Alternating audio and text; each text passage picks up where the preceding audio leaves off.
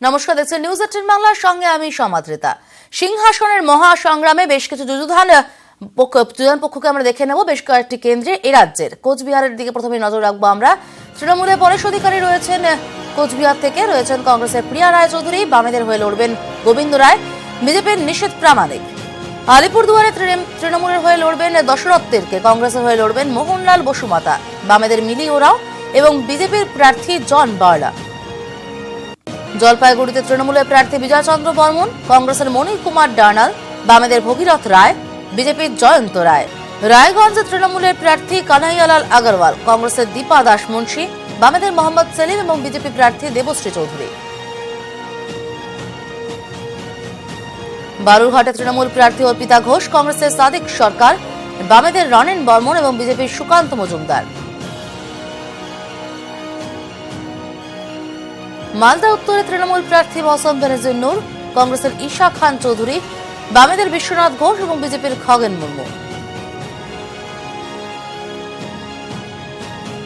আসানসোলে তৃণমূল প্রার্থী মুনমুন সেন, বামেদের গৌরাঙ্গ চট্টোপাধ্যায় এবং বিজেপির বাবুল সুপ্রিয়ই।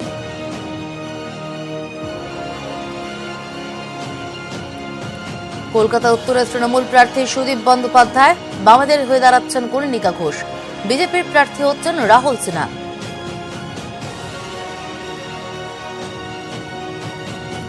মেদিনীপুরে তৃণমূলের হয়ে দাঁড়াচ্ছেন মানস ভূঁইয়া, বামেদের বিপ্লব ভট্ট, বিজেপির দিলীপ ঘোষ।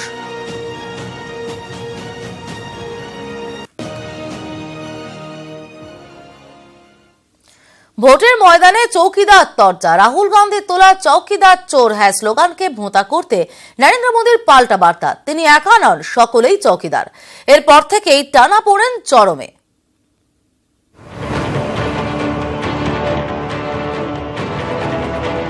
2014 সালে প্রধানমন্ত্রী হওয়ার আগে তিনি বলতেন প্রধানমন্ত্রী নন, তিনি দেশের চৌকিদার হতে চান। भाइयों बहनों, आप मुझे प्रधानमंत्री मत बनाइए, आप मुझे चौकीदार बनाइए, चौकीदार। কিন্তু রাফাল দুর্নীতির অভিযোগকে হাতিয়ার করে এই চৌকিদারি নিয়ে বারবার নরেন্দ্র মোদীকে নিশানা করেছেন রাহুল গান্ধী। आपका ये चौकीदार चौकीदार चौकीदार चौकीदार। কংগ্রেসের দাবি চৌকিদার চোর হ্যায় বলে রাহুল গান্ধীর আক্রমণের মোকাবিলাতেই নরেন্দ্র মোদী নয়া কৌশল নিয়েছেন। যেই তার দিকে আঙুল উঠেছে অমনি তিনি সকলকে চৌকিদার বলতে শুরু করেছেন। নিজের টুইটার হ্যান্ডেলে আমিও চৌকিদার বলে প্রচার শুরু করেছেন নরেন্দ্র মোদী। এ নিয়ে তীব্র কটাক্ষ করছে বিজেপি বিরোধীরা। চৌকিদারের মধ্যে সব থেকে বেশি চুরি হচ্ছে, কি চৌকিদারিত্ব তিনি দেখাচ্ছে?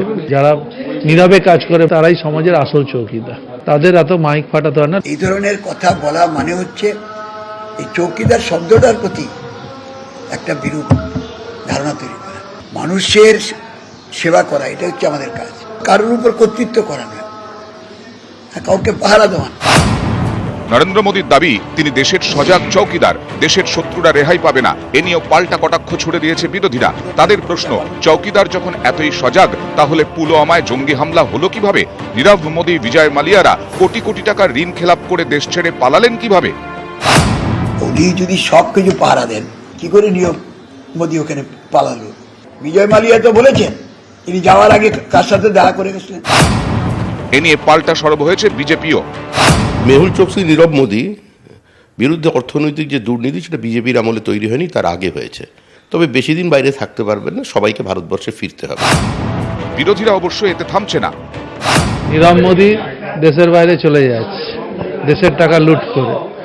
যেখানে বিজয় মাল্য দেশের টাকা লুট করে দেশের বাইরে চলে যাচ্ছে, যেখানে রাফেলের ফাইল হারিয়ে যাচ্ছে, সে নিজেই প্রমাণ করবে মানুষের কাছে সে চৌকিদার না চৌকিদার চোর হয়। এই চৌকিদার থাকলে দেশের ক্ষতি হবে, ভালো হবে না, এইটুকু বলতে পারি। চৌকিদার যদি সজাগ থাকতো তাহলে কি করে এতগুলো জওয়ান, আমাদের 42 জন জওয়ান মারা যেত? বিরোধীদের আক্রমণের মুখে বিজেপিরও জবাব তৈরি। দেশের বিরোধীদের কণ্ঠস্বরই পাকিস্তানের একমাত্র আত্মরক্ষার উপায়। আন্তর্জাতিকভাবে পাকিস্তান টোটালি আইসোলেটেড।